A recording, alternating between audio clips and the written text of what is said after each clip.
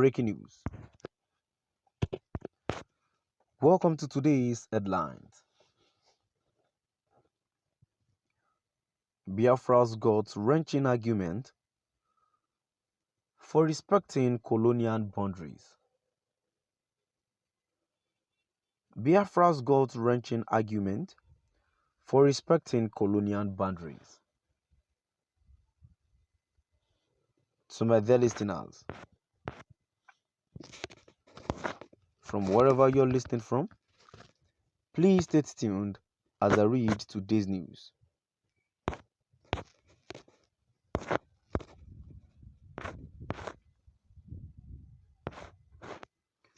In May 1967,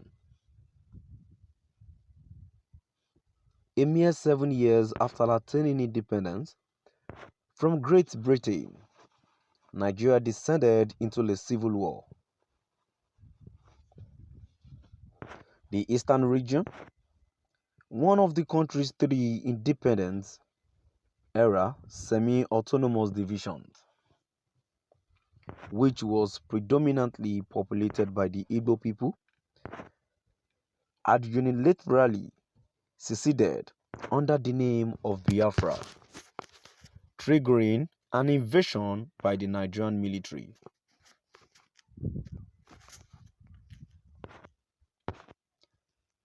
By the end of the war,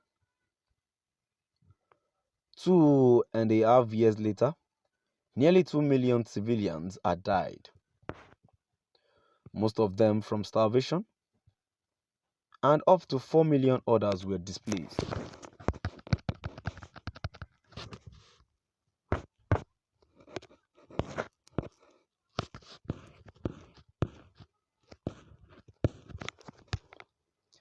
The result of the war was the total surrender and reincorporation of Biafra into Nigeria under the motto of no victor, no vanquished. However, the issues that had caused Biafra's secession were left largely unaddressed and acknowledged. 50 years on, a separatist movement still simmers in southeastern Nigeria. It has buoyed up sporadically over the last few years in the form of attacks on police stations and other visible signs of state presence. It is slowly morphing into a guerrilla conflict, and no one wants to say another full-blown war is off the books. The divisions and resentment that led to the Nigerian Civil War have deep pre-independence roots. They include the foolhardy British colonial decision to unify the Muslim-dominated North with the Christian-dominated South, the division of the South into 2 co-equal regions, which were nevertheless collectively outnumbered and outrepresented by the North. The open predilection shown to the North by the colonial administration, the discovery of oil in the South, and the rush to unify the independence against the reservations of leaders from some of the regions.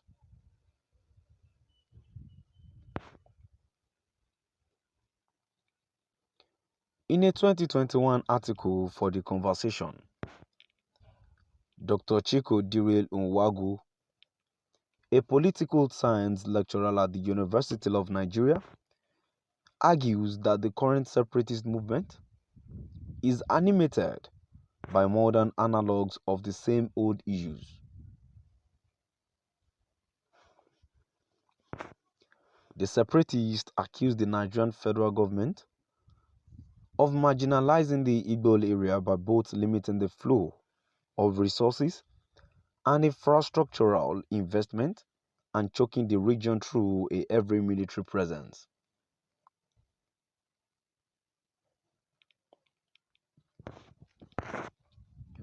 The The former is ostensibly motivated by the northern, dominated government's continued disdain for the region and its people, and the latter by its victor complex over the defeat of Biafra.